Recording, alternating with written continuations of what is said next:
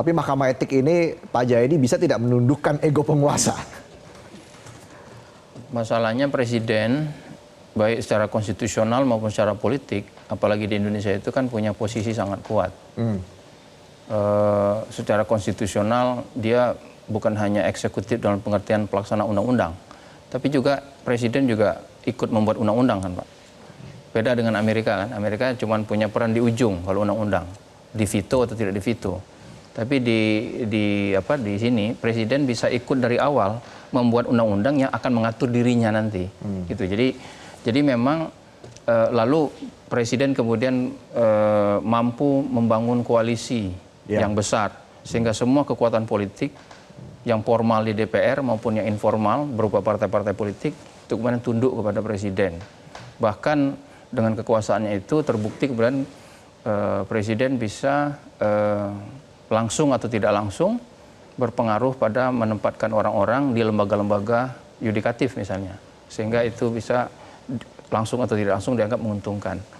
Nah, mengapa presiden bisa melakukan ini? Karena kekuasaannya yang sangat besar tadi. Dan dengan kekuasaan yang sangat besar tadi, banyak lembaga-lembaga lain itu kemudian merasa tidak punya kemampuan untuk melawannya atau punya kepentingan untuk ikut bersama itu. Karena itu persoalan etik menjadi sangat penting. Nah, memang jadi sebetulnya ada pertanyaan yang selalu muncul. Tidak ada undang-undang tentang lembaga kepresidenan misalnya. Ya. Salah satu jawabannya kalau dari teman-teman hukum adalah karena mengingat presiden itu adalah salah satu pemegang kekuasaan yang sangat besar di banyak negara termasuk di Indonesia, maka tidak ada undang-undang lembaga kepresidenan karena sudah diatur dengan cukup banyak dan detail di undang-undang dasar. Itu jadi memang kan kalau bicara soal presiden paling-paling yang belum itu diatur oleh undang-undang dasar adalah bagaimana cara milih presiden. Syarat-syarat untuk jadi presiden apa itu kan tidak diatur secara detail oleh undang-undang dasar kita, tapi itu kemudian sudah diatur oleh undang-undang pemilu kan misalnya. Nah, bagaimana soal etik? Itu yang jadi pertanyaan. Apakah memang perlu etik untuk lembaga kepresidenan dan presiden? Apakah memang perlu diatur menjadi semacam code of conduct itu? Itu yang jadi pertanyaan yang saya kira belum selesai pembahasannya. Nah, tetapi menurut saya etika kepresidenan sangat penting. Ya. Di banyak negara seperti di Amerika Serikat itu ada namanya undang-undang tentang presidential ethic, tentang etika kepresidenan. Dan itu dikeluarkan oleh Kongres atau gabungan. Tapi apa mungkin ini terrealisasi Pak Jayadi soal Mahkamah Etik Kepresidenan ini? Secara politik itu yang saya belum bisa membayangkannya ya. Tapi dari sisi hukum para ahli hukum sudah punya gagasan. Tapi secara politik kalau misalnya code of etik itu akan dibuat, itu yang buatnya siapa? Itu yang jadi pertanyaan. Apakah tidak melibatkan presiden? Ya kan? Dan kalau membuat code of etik dari DPR kan DPR yang buat ya Pak. Nah sekarang kalau code of etiknya presiden kan walaupun dia lembaga tapi satu orang. Ya. Nah siapa yang buat itu? Itu yang menjadi pertanyaan. Tapi saya kira bisa juga. Cuma sebetulnya masalah ini tidak akan terlalu muncul kalau etika itu kita kembalikan kepada prinsip dasarnya. Prinsip dasar etika itu kan sebenarnya komitmen. Iya, itu jadi. Prinsip dasarnya. Seperti itu Prof. Ibnu? Iya, jadi makanya yang sedang diskusikan kita nih prinsip dasar atau code of conduct-nya.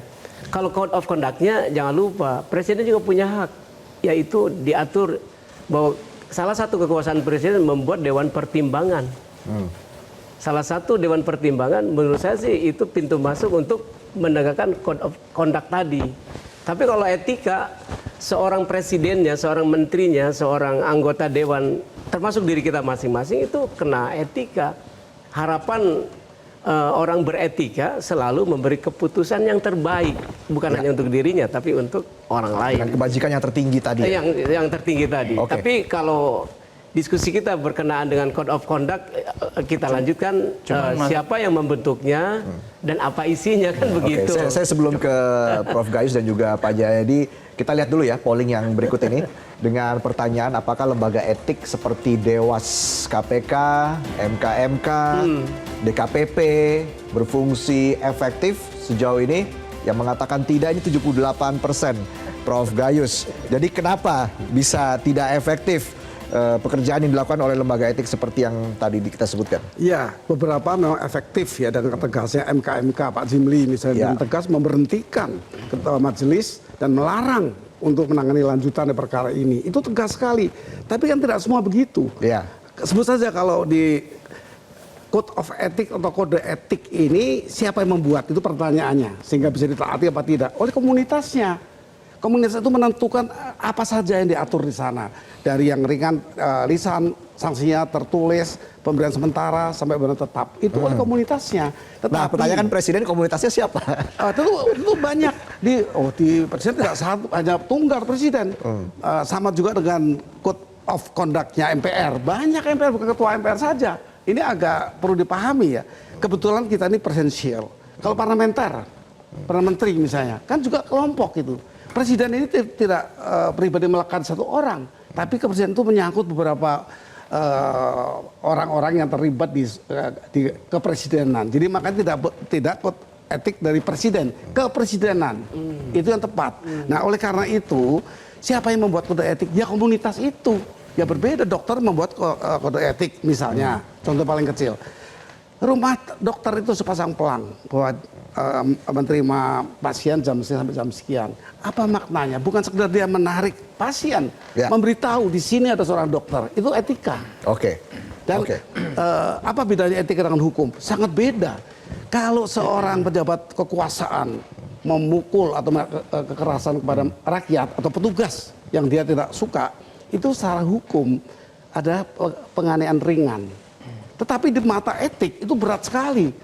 Seorang pejabat menganiaya atau mempermalukan itu sudah sangat berat. Jadi bagi saya begini, etik pun ada imperatif, ada etik umum. Nah di sini perlu diperhatikan apa itu imperatif untuk komunitas dokter, untuk komunitas advokat. Apa yang imperatif yang tidak boleh dilanggar secara etika. Seperti itu kan hidup ini ada tiga kelompok, estetika, etika, dan hukum, logika. Itu ada tiga. Jadi itu tidak bisa masing-masing ini disatukan memang. Itu berbeda-beda karakternya beda, kemudian wujudnya juga beda. Jadi ada tiga konsep filosofi untuk manusia yang berkehidupan ini, ada tiga kelompok. Orang ini ya. Baik, Prof. Ibnu memperkuat lembaga etik. Ini juga masih menjadi PR ini. Tadi dari polling kan 78%. Iya, ada yang efektif. Kenapa tidak efektif? Kan jangan-jangan tim etikanya tidak beretika. Nah, tidak ngerti bahwa dia harus memutuskan yang memberi keputusan kebajikan tertinggi. Jadi harus dibentuk lagi lembaga etika yang mengurus lembaga etika. Jadi bukan itu maksud saya. Pahamlah bahwa kalau dia menjadi tim etik, dia sendiri harus beretika.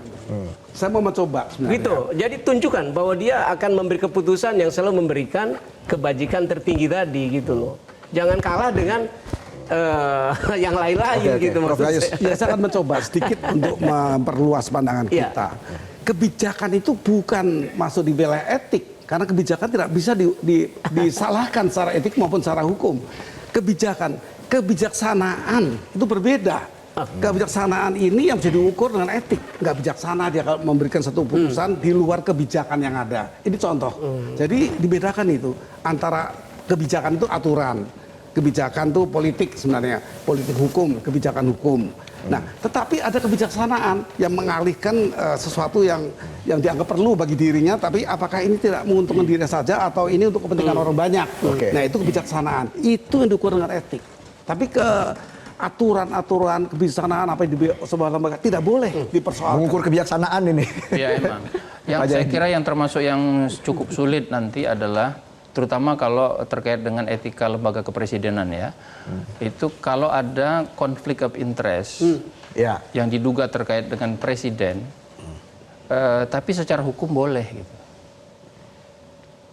Kan itu mungkin secara hukum, misalnya salah satu yang harus dijalankan oleh seorang pemimpin nasional tertinggi adalah dia mengutamakan common benefit di atas Ya. Semua bodoh tadi. keluarga di atas kepentingan pribadi dan sebagainya Ya. gitu. Tapi kan itu secara hukum belum tentu salah kan. Misalnya kalau saya misalnya seorang gubernur lalu kemudian mencalonkan istri saya untuk menjadi pengganti saya sebagai gubernur, tidak salah secara hukum. Tapi saya duga secara etis itu salah atau secara etis tidak tepat gitu. Ya. Nah, bagaimana kita mengukurnya kalau itu yang terjadi? Nanti apa yang akan dibuat oleh oleh lembaga yang akan memeriksa apakah terjadi pelanggaran etis atau tidak? Itu yang saya kira sangat penting, apalagi kalau itu menyangkut pemimpin tertinggi. Ya. Oke, saya sepakat tadi yang sampaikan Prof. Gayus. Kita harus memandang lembaga kepresiden, the presidency itu tidak hanya Presidenan. satu orang presiden, tapi ada Ya. wakil presiden di situ, ada menteri-menteri dan sebagainya. Oke. Tapi bagaimana kalau konflik of interest itu menyangkut diri sang presiden sendiri sebagai pemimpin tertinggi, sementara dia bisa punya alasan. Itu kan menurut hukum boleh, misalnya. Nah, memang Oke, itu baik. saya ingin kembalikan lagi ke visi negarawan.